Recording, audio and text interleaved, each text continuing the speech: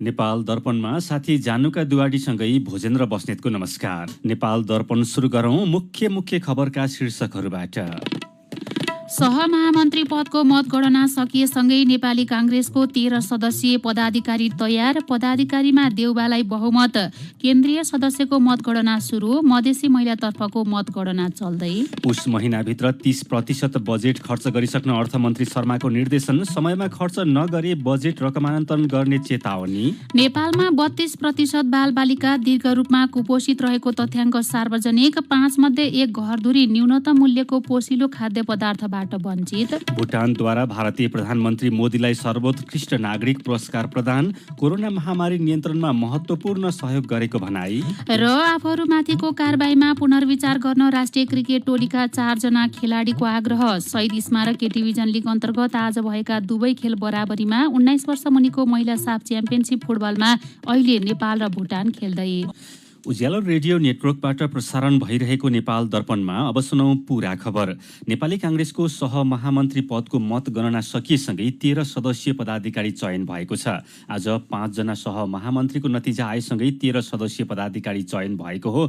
सभापति पदमा दोहोरिनु भएका शेरबहादुर देउवाले आफूले सोचे जस्तो समूह नबने पनि पदाधिकारीमा बहुमत भने पुगेको छ। उपसभापति पूर्णबहादुर खड्का, सहमहामन्त्रीहरू भीष्मराज आङदम्बे, महालक्ष्मी उपाध्याय, उमाकान्त चौधरी, किशोर सिंह राठौर, फर्मुल्लाह मन्सुर र महेन्द्र यादव देउवा समूहबाट निर्वाचित हुनुभएको हो।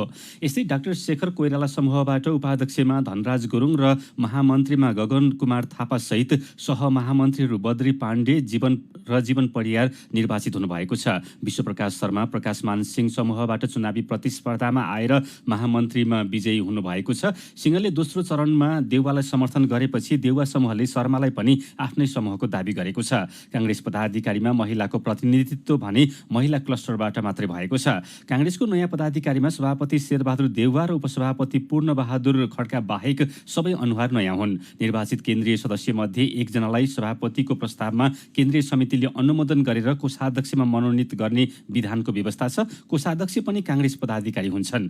पदाधिकारीको बैठकमा पार्टी प्रवक्ता पनि सहभागी हुन पाउने व्यवस्था छ। आज भएको सहमहामन्त्री पदको मतगणनामा मधेसीतर्फ महेन्द्र यादव, थारूतर्फ उमाकान्त चौधरी, पिछडिएको क्षेत्रतर्फ बद्री पाण्डे, खस आर्यतर्फ किशोर सिंह राठौर र मुस्लिमतर्फ फर्मुल्लाह मन्सुर विजयी हुनुभएको छ। मधेसीतर्फ महेन्द्र यादवले 2026 र उहाँका नजिकका प्रतिद्वन्दी रामकृष्ण यादवले 1820 मत प्राप्त गर्नुभयो। थारूतर्फ उमाकान्त चौधरीले 2545 र तेजुलालले 1772 मत प्राप्त गर्नुभएको कांग्रेसको निर्वाचन समितिले जनाएको छ।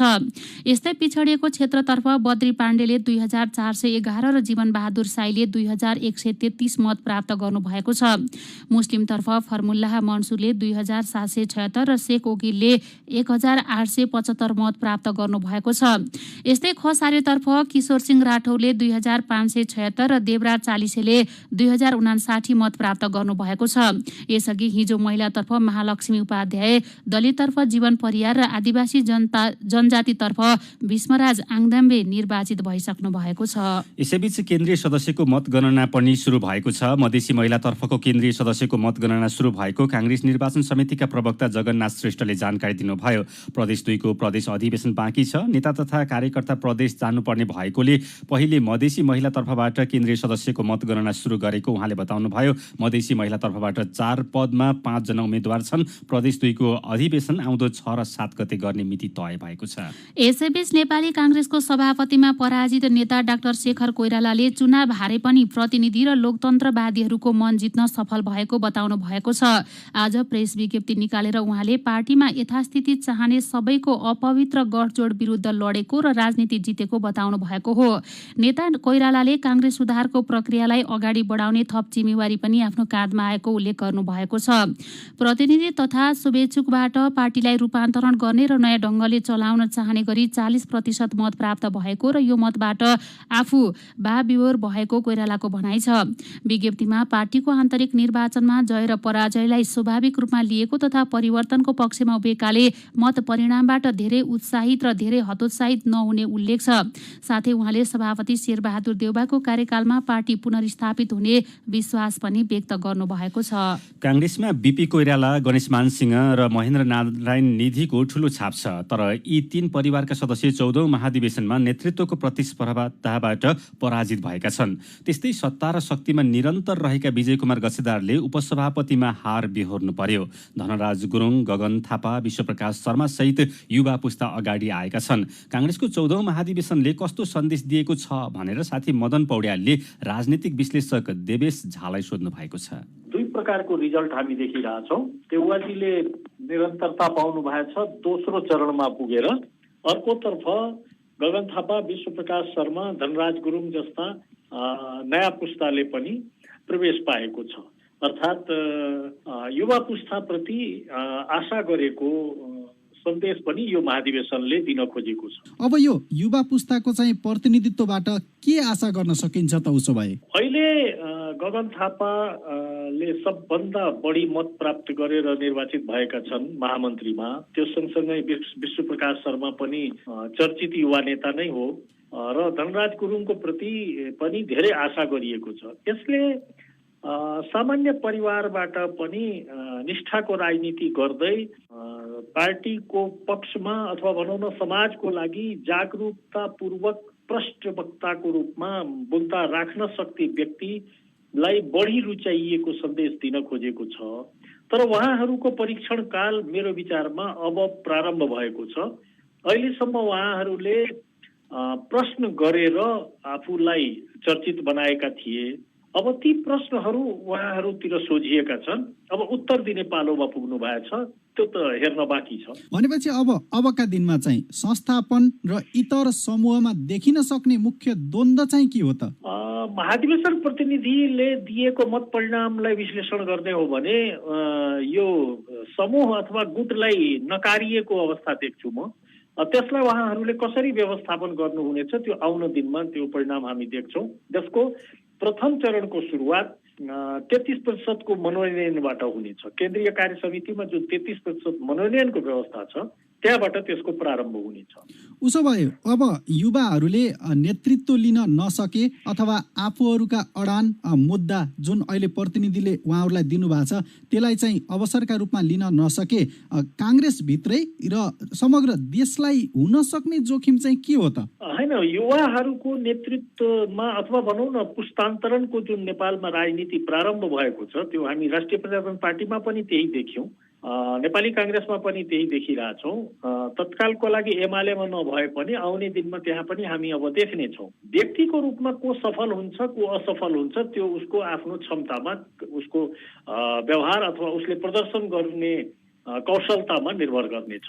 नेतृत्वले अबका दिनमा मधेसलाई पनि प्राथमिकतामा राख्न र जुन तपाईँले अघि जोड्नु भएको थियो सद्भाव पार्टीभित्र चाहिँ निरन्तर छ है भनेर त्यो सद्भावलाई कायम गर्न चाहिँ अब के गर्न सक्छ त यो नेतृत्वले, नयाँ नेतृत्वले? आफ्नो मधेसको भोट ब्याङ्कलाई पुनर्जीवित गर्न, पुनर्स्थापित गर्न र मधेसको सद्भावलाई फेरि पनि निरन्तरताको लागि नेपाली काङ्ग्रेसले मधेसको पहिचान र सम्मानको जुन विषय छ त्यसलाई प्राथमिकताका साथ सम्बोधन गर्न सक्नुपर्छ भन्ने मलाई लागेको छ। उहाँ हुनुहुन्थ्यो राजनीतिक विश्लेषक देवेश झा। सिधा कुरा प्रष्ट विचार, यो हो उज्यालो रेडियो नेटवर्क। नेपाल दर्पणमा अब बाँकी खबर।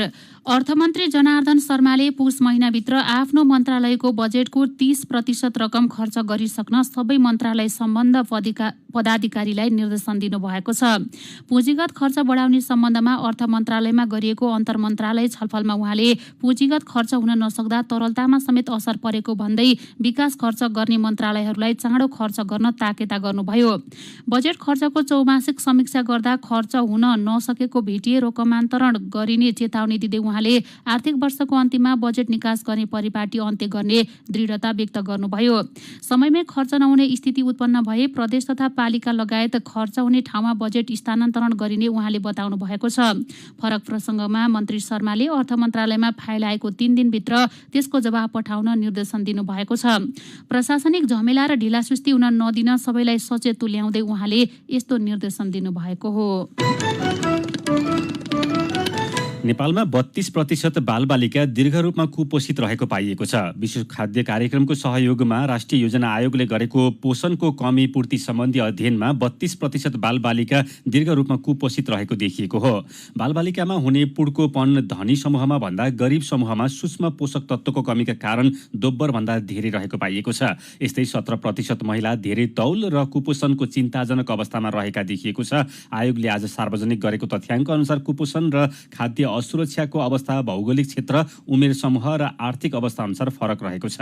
प्रतिवेदनले 5 घरधुरी मध्ये 1 घरधुरीले न्यूनतम मूल्य पर्ने पोषिलो खाद्य पदार्थ उपभोग गर्न नसक्ने अवस्थामा रहेको पनि देखाएको छ भने केही हिमाली क्षेत्रमा 60% भन्दा धेरै घरधुरीले पोषिलो खाद्य पदार्थ उपभोग गर्न नसक्ने अवस्था देखिएको छ। प्रधानमन्त्री तथा काङ्ग्रेस सभापति शेरबहादुर देउबा र अर्को सत्तारूढ दल माओवादी केन्द्रका अध्यक्ष पुष्पकमल दाहाल प्रचण्डबीच सर्वदलीय बैठक बोलाउने विषयमा छलफल भएको छ। बिहान देउबालाई भेट्न प्रधानमन्त्री निवास बालुवाटारमा पुग्नुभएका प्रचण्डले एमसीसी बारे निर्णय तथा सदनको अवरोध हटाउने बारेमा छलफल गर्न सर्वदलीय बैठक डाक्न आग्रह गरेपछि सर्वदलीय बैठकको विषयमा छलफल भएको हो। छलफलमा प्रधानमन्त्री देउबाले केही दिनमै सर्वदलीय बैठक डाक्ने बताउनु भएको माओवादी अध्यक्ष प्रचण्डको सचिवालयले जनाएको छ। बुधबारदेखि सुरु भएको संघीय संसदको 10औं अधिवेशनमा पनि प्रमुख प्रतिपक्ष एमाले अवरोध गरेको छ। साथै भेटमा प्रचण्डले राष्ट्रिय क्रिकेट टोलीका खेलाडीहरूमाथि क्यानले गरेको कारबाही बारे पनि प्रधानमन्त्रीको ध्यानाकर्षण गराउनु भएको छ। श्रम, रोजगार तथा सामाजिक सुरक्षा मन्त्री कृष्णकुमार श्रेष्ठले भारतमा रहेका आप्रवासी नेपाली श्रमिकको समस्या सम्बोधन गर्न छुट्टै नीति बनाउनु पर्नेमा जोड दिनु भएको छ। अन्तर्राष्ट्रिय आप्रवासी दिवस 2021 का अवसरमा अन्तर्राष्ट्रिय आप्रवासन संगठन आइओएमले काठमाडौँमा आयोजना गरेको कार्यक्रममा मन्त्री श्रेष्ठले भारतमा लाखौंको संख्यामा रहेका आप्रवासी नेपाली श्रमिकको समस्यालाई सम्बोधन गर्न छुट्टै नीति, योजना र कार्यक्रम बनाउनु पर्ने आवश्यकता रहेको बताउनुभयो। उहाँले सरकारले आप्रवासी श्रमिकको हितलाई केन्द्रमा राखेर विद्यमान वैदेशिक रोजगार नीतिलाई पुनरावलोकन गर्ने तयारी गरेको पनि जानकारी दिनुभयो। वैदेशिक रोजगार नीति समय सापेक्ष बनाउन सरकारवाला र विज्ञहरूबाट सुझाव संकलन भइरहेको मन्त्री श्रेष्ठको भनाइ छ। रामेछाप र ओखलढुङ्गाको सीमामा बहने लिखु नदीमा निर्माण भएको लिखु 4 जलविद्युत आयोजनाले उत्पादन गरेको बिजुली राष्ट्रिय प्रसारण लाइनमा जोडिएको छ। लिखु 4 आयोजनाबाट 52.4 मेगावाट विद्युत उत्पादन गर्ने लक्ष्य लिएर काम गरेको भए पनि अहिले आयोजनाबाट 35 मेगावाट विद्युत केन्द्रीय ग्रिडमा जोडिएको हो। हिउँदको समयमा नदीमा पानी कम भएकाले कम उत्पादन भएकाले उत्पादन अनुसारको विद्युत मात्र केन्द्रीय लाइनमा जोडिएको हो। वर्षात लागेपछि नदीमा पानीको सतह बढेसँगै 52 मेगावाट नै विद्युत उत्पादन गरिनेछ। निजी क्षेत्रको ग्रिन भेन्चर लिमिटेडद्वारा 2018 अक्टोबरबाट काम थालेको आयोजनाले 3 वर्षमा आयोजना सम्पन्न गरी नेपाल विद्युत प्राधिकरणलाई विद्युत बिक्री गर्न थालेको हो। पछिल्लो 24 घण्टामा 274 जनामा कोरोना भाइरसको संक्रमण पुष्टि भएको छ। पीसीआर र एन्टिजेन गरी 9016 जनाको नमुना परीक्षण गर्दा 274 जनामा कोरोना भाइरसको संक्रमण पुष्टि भएको स्वास्थ्य तथा जनसङ्ख्या मन्त्रालयले जनाएको छ। यस्तै पछिल्लो 24 घण्टामा 270 जना निको भएका छन्। थप 3 जनाले ज्यान गुमाएका मन्त्रालयले जनाएको छ। नेपालमा अहिले 5522 जना कोरोना भाइरसका सक्रिय संक्रमित छन्। यसैबीच पछिल्लो 24 घण्टामा 2,06,522 जनाले कोरोना विरुद्धको खोप लगाएका छन्। नेपालमा अहिलेसम्म 2,14,45,145 डोज खोप प्रयोग भएकोमा 95,31,259 जनाले पूर्ण मात्रा र 1,19,13,886 जनाले कम्तीमा एक मात्र खोप पाएका छन्। नेपालमा अहिलेसम्म 3,54,66,980 डोज खोप प्राप्त भएको स्वास्थ्य तथा जनसङ्ख्या मन्त्रालयले जनाएको छ।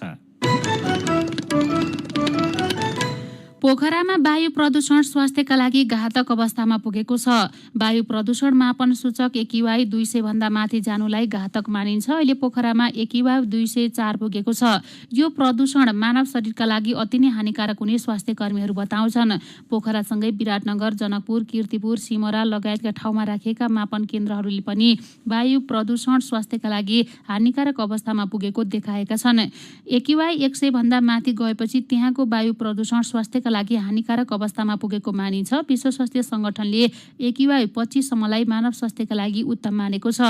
AQI 50 सम्म मानिसका लागि बसोबासयोग्य मानिने स्वास्थ्य कर्मीहरू बताउँछन्। सीधा कुरा प्रष्ट विचार। अब बाँकी खबर। सिराहामा टिप्परले मोटरसाइकललाई ठक्कर दिँदा एकै परिवारका 3 जनाको ज्यान गएको छ। प्रदेश 2-01-002 प 2682 नम्बरको मोटरसाइकललाई 101-26-1 नम्बरको टिप्परले लहान नगरपालिका 3 मा पर्ने लहान ठाडी सडक खण्डमा ठक्कर दिँदा सप्तरीको बोलान बिहुल गाउँपालिका वडा नम्बर 2 दिगियाका मोतीलाल यादव, उहाँका भतिजा 30 वर्षका रामकुमार र 8 वर्षका नाति अभिषेकको ज्यान गएको इलाका प्रहरी कार्यालय लाहानले जनाएको छ। दुर्घटनामा 1 जना घाइते भएका छन्। दाङमा लिङ्ग पहिचान गरेर हुने भ्रूण हत्या रोक्नका लागि छोरीका आमाहरू संगठित भएका छन्। गर्भमा छोरा वा छोरी के छ भनेर पहिचान गर्ने र छोरी भएमा भ्रूण हत्या गर्ने क्रम बढेपछि छोरीका आमाहरू संगठित भएर भ्रूण हत्या रोक्ने अभियान थालेका हुन्। सामाजिक रूपान्तरणका लागि महिला मञ्च नामको समूह गठन गरेका उनीहरूले भ्रूण हत्या विरुद्ध अभियान चलाइरहेका छन्। संगठित भएका छोरीका आमाहरूले आफ्ना छोरीहरूको उदाहरण दिँदै अवसर पाएमा छोरीहरूले पनि सफलता प्राप्त गर्छन् भन्दै चेतना अभिवृद्धिका कार्यक्रम गर्छन्। 32 जना आमाहरू सदस्य रहेको संस्थाले छोरीहरूलाई शिक्षाका लागि पनि पहल गरिरहेका छन्।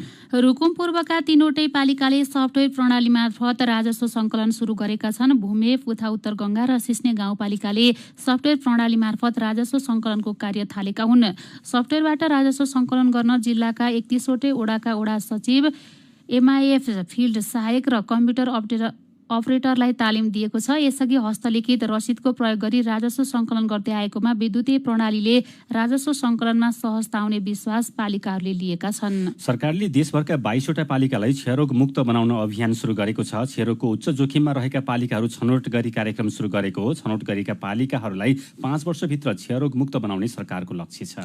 खोटाङको दिक्तेल, रूपाकोट, मजुवागढी नगरपालिका 2, सोलमाको तालखर्कमा रहेको रेम्बो ट्राउट माछा फर्म किसानका लागि सिक्ने सिकाउने थलोको रूपमा विकास भएको छ। रेम्बो ट्राउट पालनको सम्भाव्यता अध्ययनका क्रममा कृषि विज्ञ मदन राईको सुभद्रा मदन फाउन्डेसनको मातहतमा 2069 सालमा स्थापना गरिएको फर्म रेम्बो ट्राउट पालनका लागि सिप र विधि सिक्ने थलो बनेको हो। ललितपुर महानगरपालिकाले आफ्नो 103औं स्थापना दिवस विभिन्न कार्यक्रम गरी मनाएको छ। सरकारले पर्सि आइतबार काठमाडौँ उपत्यकामा सार्वजनिक बिदा दिने निर्णय गरेको छ। हिजो बसेको मन्त्री परिषदको बैठकले पर्सि उदौली पर्व, यमरी पुन्नी, ज्यापु दिवसको अवसरमा काठमाडौँ उपत्यकामा सार्वजनिक बिदा दिने निर्णय गरेको हो। मेरो पनि भन्नु छ। जाजरकोटको भेरी नगरपालिका वडा नम्बर 11 कठी गाउँमा साहुको ऋणले गाउँले विस्थापित भएको खबरमा कमान सिंह पाखरिनले लेख्नु भएको छ। हाम्रो देशमा राजनीतिक परिवर्तनको रूप मात्रै फेरिएको छ। सार, संस्कार अनि प्रवृत्ति फेरिएकै छैन। गरिब र विपन्न वर्गलाई सहारा दिने सरकार र व्यवस्था अझै आएको छैन। कोरोनाको ओमिक्रोन भेरिएन्टका कारण जोखिम बढेको भन्दै कृष्ण पाठक लेख्नुहुन्छ। सबैले खोप लगाऊ, स्वास्थ्य मापदण्डको पालना गरौं र ताजा अनि स्वस्थ खानेकुरा खाने गरौं। यसले हामी सबैलाई निर्धक्क भई बाँच्न सहयोग गर्नेछ। हरेक दिन सड़क दुर्घटनाका खबर आउन थालेपछि डम्बर बहादुर घिसिङले लेख्नु भएको छ। ट्राफिक नियमको पालना गरौं, गाडीको गति कम र बाटोमा हिँड्ने बटुवालाई प्राथमिकता दिने गर्यौं भने दुर्घटना कम हुन सक्छ। विनोद पाण्डे पनि सड़कको मर्मत सम्भार, गाडीका पाटपुर्जा ठिक छ छैन भनेर जाँचबुझ गर्ने गरे दुर्घटना कम हुन्छ भन्दै लेख्नुहुन्छ। ट्राफिक नियम पालनामा र लाइसेन्स वितरणमा कडाई गर्नु जरुरी देखिन्छ। अनि यही विषयमा सबै नियमफुको सुझाव छ। सड़कका खाल्डाखुल्डी पुर्ने, आफ्नो गाडीको गति सीमित राख्ने, नियमको पालना गर्ने, हतारमा गाडी नहाक्ने र जाँडक्सी खाएर गाडी नचलाए दुर्घटनाको जोखिम कम गर्न सकिन्छ। विचारका लागि तपाईलाई धन्यवाद। मेरो पनि भन्नु छ।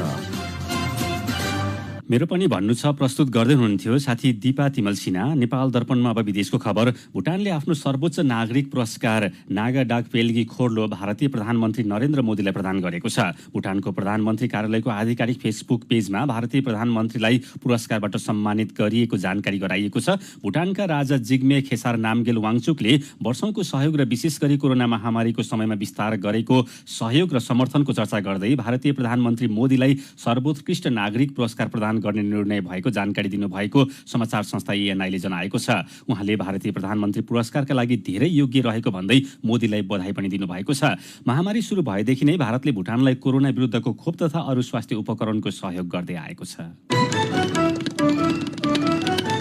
नेपाल दर्पणमा अब खेल खबर। राष्ट्रिय क्रिकेट टोलीका 4 जना खेलाडीले आफूहरूलाई कारबाही गर्ने निर्णयमा पुनर्विचार गर्न नेपाल क्रिकेट संज्ञानलाई आग्रह गरेका छन्। ज्ञानेन्द्र मल्ल, दिपेन्द्र सिंह ऐरी, सोमपाल कामी र कमल सिंह ऐरीले पत्रकार सम्मेलन गरेर कारबाही गर्ने निर्णयमा पुनर्विचार गर्न माग गरेका हुन्। अनुशासन पालना नगरेको भन्दै क्यानले ज्ञानेन्द्र मल्ल, दिपेन्द्र सिंह ऐरी, सोमपाल कामी र कमल सिंह ऐरीलाई कारबाही गरेको थियो। मल्ललाई राष्ट्रिय टोलीको कप्तानबाट हटाइएको छ भने ऐरीलाई उपकप्तानबाट हटाएको छ। यस्तै 4 जनालाई 6 महिना सेन्ट्रल कन्ट्र्याक्टबाट पनि अलग गरेको छ। क्यानको कारबाही गर्ने निर्णयले दुखी बनाएको भन्दै निर्णयमा पुनर्विचार गर्न उनीहरूले माग गरेका छन्। आफ्नो हक अधिकारका लागि आवाज उठाएकै आधारमा देशका लागि वर्षौं खेलेका, आफ्नो सबै इच्छा आकांक्षा मारेर क्रिकेटमा लागेका खेलाडीहरूलाई यसरी कारबाही गर्दा भोलिका दिनमा नयाँ पुस्ता कसरी यसमा आकर्षित हुन सक्छन् भन्दै उनीहरूले क्यानले गरेको निर्णयमाथि प्रश्न समेत उठाएका छन्। शहीद स्मारक ए डिभिजन लिग अन्तर्गत आज भएका दुवै खेल बराबरीमा सकिएका छन्। त्रिपुरेश्वरमा रहेको दशरथ रङ्गशालामा भएको आजको पहिलो खेलमा सातदोबाट युथ क्लब र त्रिभुवन आर्मी क्लबले 1-1 गोलको बराबरी खेले। आर्मीका लागि खेलको 10औं मिनेटमा दिनेश हेन्जनले र सातदोबाटोका लागि मार्टिनले 16औं मिनेटमा गोल गरे। यस्तै दोस्रो खेलमा मछिन्द्र र सङ्कटा क्लबले गोलरहित बराबरी खेलेर अङ्क बाँडेका छन्। आजको खेलपछि आर्मी तेस्रो स्थानमा यथावत रहेको छ। सातदोबाटो भने 8 अङ्कसहित चौथो स्थानमा उक्लिएको छ। आजको बराबरीसँगै शीर्ष स्थानको मछिन्द्रले तालिकामा 11 अङ्क जोडेर दोस्रो स्थानको मनाङसँग 1 अङ्कको अग्रता लिएको छ। सङ्कटा 9 अङ्क जोड्दै शीर्ष 4 मा उक्लिएको छ। ए डिभिजन लिगमा आजदेखि 5औं चरणका खेल सुरु भएका हुन्। यसैबीच 19 वर्ष मुनिको महिला साफ च्याम्पियनसिप फुटबलमा अहिले नेपाल र भुटान खेलिरहेका छन्। ढाकामा रहेको शहीद सिपाही मुस्तफा कमल स्टेडियममा भइरहेको खेलमा 84 मिनेटको खेल चलिरहँदा ताजा अवस्थामा नेपालले 4-0 को अग्रता बनाएको छ। फाइनल पुग्ने सम्भावना कायमै राख्न नेपाललाई भुटानसँगको खेल जित्नै पर्ने दबाव छ। नेपालले पहिलो खेलमा बङ्गलादेशसँग गोलरहित बराबरी खेलेको थियो भने दोस्रो खेलमा श्रीलङ्कालाई 6-0 गोलले हराएको थियो। भुटानले पहिलो खेलमा श्रीलङ्कालाई 5-0 ले हराएको थियो भने दोस्रो खेलमा बङ्गलादेशसँग 6-0 र तेस्रो खेलमा भारतसँग 3-0 ले पराजित भएको थियो। प्रतियोगितामा लगातार 2 खेल जितेको भारत 6 अङ्कसहित तालिकाको शीर्ष स्थानमा छ। आयोजक बङ्गलादेश र नेपालले समान 2 खेलमा 4-4 अङ्क जोडेका छन्। भुटानले 3 खेलबाट 3 अङ्क जोडेको छ र फाइनलको सम्भावना कायमै राखेको छ। लगातार 3 खेलमा पराजित श्रीलङ्का भने फाइनल होडबाट बाहिरिसकेको छ। नेपालले भारतसँग पर्सि खेल्नेछ। खेल खबरसँगै उज्यालो रेडियो नेटवर्कबाट प्रसारण भइरहेको नेपाल दर्पणको समय सकिने लागेको छ। बिदा हुनु अघि आजका मुख्य खबरका शीर्षकहरू फेरि एकपटक। सहमहामन्त्री पदको मतगणना सकिएसँगै नेपाली काङ्ग्रेसको 13 सदस्यीय पदाधिकारी तयार। पदाधिकारीमा देउबालाई बहुमत। केन्द्रीय सदस्यको मतगणना सुरु। मधेसी महिलातर्फको मतगणना चल्दै। उस महिनाभित्र 30% बजेट खर्च गरिसक्न अर्थमन्त्री शर्माको निर्देशन। समयमा खर्च नगरे बजेट रकमान्तरण गर्ने चेतावनी। नेपालमा 32% बालबालिका रूपमा कुपोषित रहेको तथ्याङ्क सार्वजनिक। 5 मध्ये 1 घरधुरी न्यूनतम मूल्यको पोषिलो खाद्य पदार्थबाट वञ्चित। भुटानद्वारा भारतीय प्रधानमन्त्री मोदीलाई सर्वोत्कृष्ट नागरिक पुरस्कार प्रदान। कोरोना महामारी नियन्त्रणमा महत्त्वपूर्ण सहयोग गरेको भनाई। र आफूहरूमाथिको कारबाहीमा पुनर्विचार गर्न राष्ट्रिय क्रिकेट टोलीका 4 जना खेलाडीको आग्रह। शहीद स्मारक ए डिभिजन लिग अन्तर्गत आज भएका दुवै खेल बराबरीमा। 19 वर्ष मुनिको महिला साफ च्याम्पियनसिप फुटबलमा अहिले नेपाल र भुटान खेल्दै। आजको नेपाल दर्पण सकिएको छ।